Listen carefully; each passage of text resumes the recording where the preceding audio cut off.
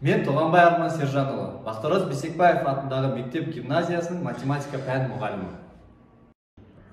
Сәлеметсіздер ме, құрметті оқушылар? Сабаққа дайынсыздар ма? Көңіл күйлеріңіз қалай?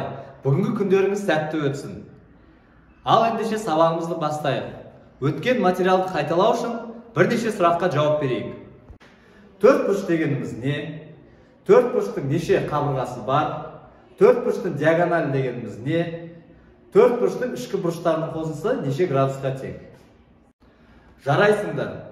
Төртбұрыш дегеніміз үш нүктесі бір түзудің бойында жатпайтын төрт нүктені кесінділермен қосқан кездегі пайда болатын тұйық фигура. Төртбұрыштың төрт қабырғасы бар. Төртбұрыштың диагоналі дегеніміз қарама-қарсы төбелерін қосатын кесінді. Төртбұрыштың ішкі бұрыштарының қосындысы 360 градусқа тең. Енді сіздерге сұрақ, төртбұрыштың қабырғасы дегеніміз не? Төртбұрыштың қабырғасы кесілген жазықтағы төрт нүктелерді қосқан кездегі бір-бірімен қиылыспайтын кесінділерді айтамыз. Жақсы. Төртбұрыштың диагоналі дегеніміз не? Қарама-қарсы төбелерін қосатын кесінді. Жақсы, өте жақсы. Ал параллель түзулер дегеніміз не? Параллель дегеніміз бір-бірімен қиылыспайтын түзулер. Керемет. Ал ендеше бірнеше практикалық жұмыс жасап көрейік. Бірінші жұмысымыз осылай.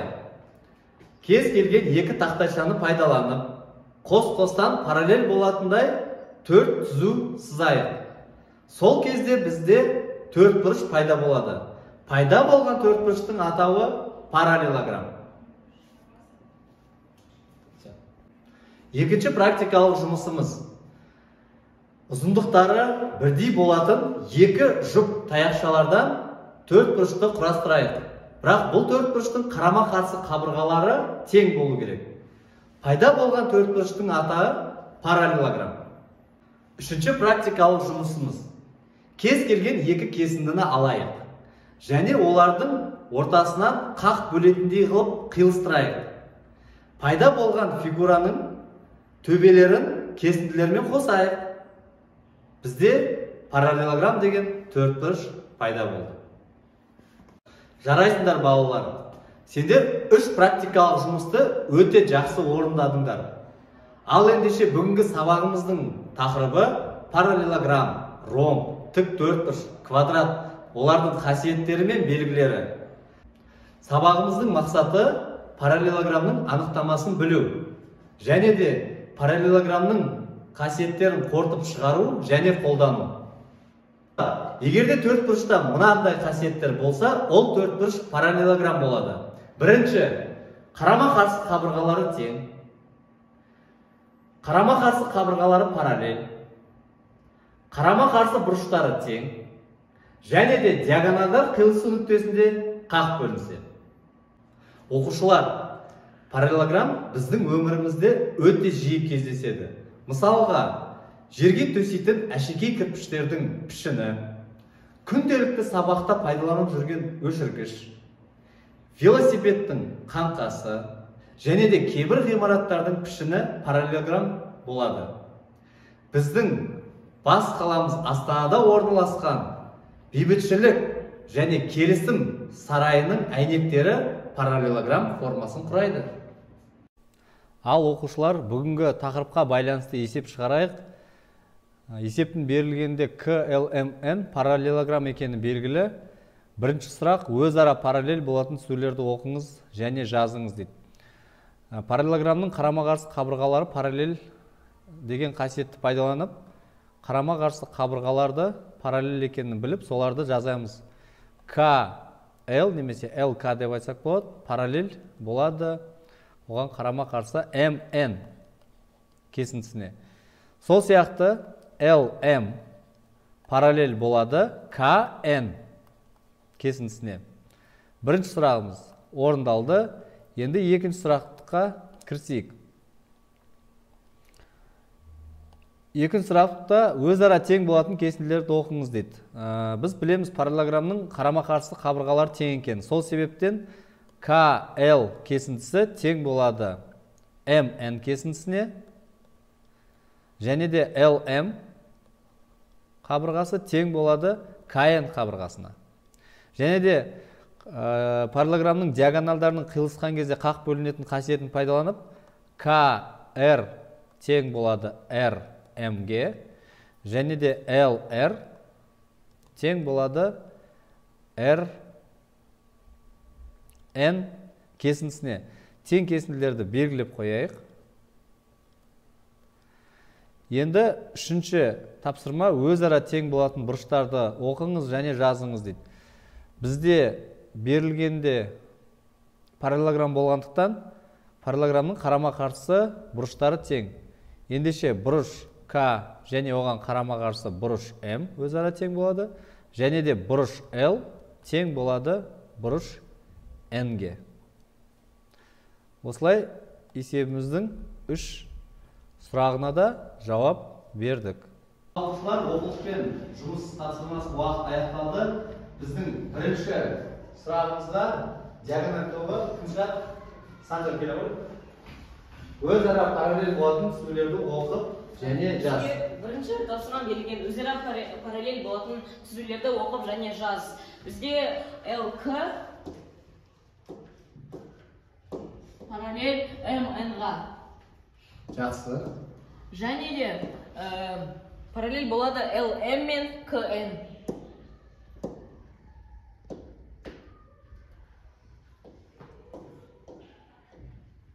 Оқушылар келсеңіз бе? Иә. Жақсы, өте жақсы отыр. Енді екінші тапсырма өзара тең болатын кесінділерді оқып және жаз. Параллель тобынан кім шығады? Келіспей алып.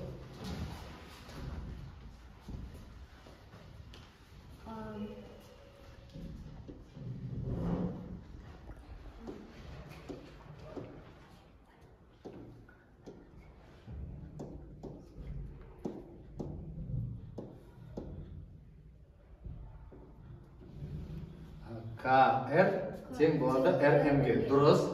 Тағы да тең кесінділер бар ма? Келе ғой. Барлық тең кесінділерді теріп жазуларын сұраймыз.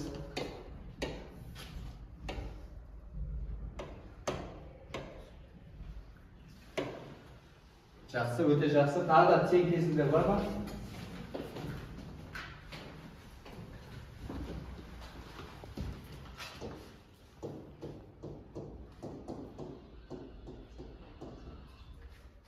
Дұрыс. Тағы да бір тең кесінділер бар. Кім айтайды? Қарама-қарсы қабырғалар тең деп айтты.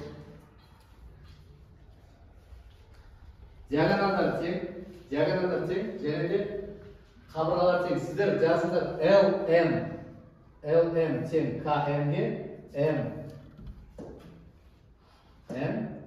тең болады LK. Қарама-қарсы қабырғалар тең. Өте жақсы. Үшінші топ келіңіздер. Сіздерде өзара тең бұрыштарды жазу керек. Қай бұрыштар өзара тең? Бұрыш L тең болады екен. Тең болады N.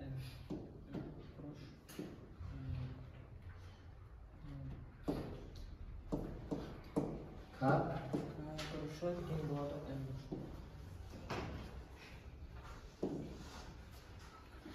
Үш топтың да оқушыларына өте жақсы. Сіздер тапсырманы толығымен орындадыңыздар. Уақыт біткеннен кейін сіздер өздеріңіз жауаптарыңызды көршілес топқа береміз-да, дұрыс жауаппен сіздердің есептің қаншалықты дұрыс шығарғаныңызды тексереміз. Ал іске сәт уақыт кетті.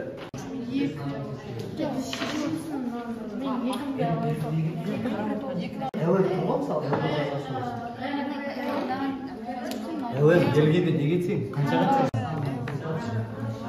Бірінші жазып алайық та. Иә. Сен мысалы KMN үшбұрыш қайсысы? Сіз что? Бас садынан сіз өзіңе белгілеп ал. KMN белгілеген болу. Түсінді ма? Ойландар.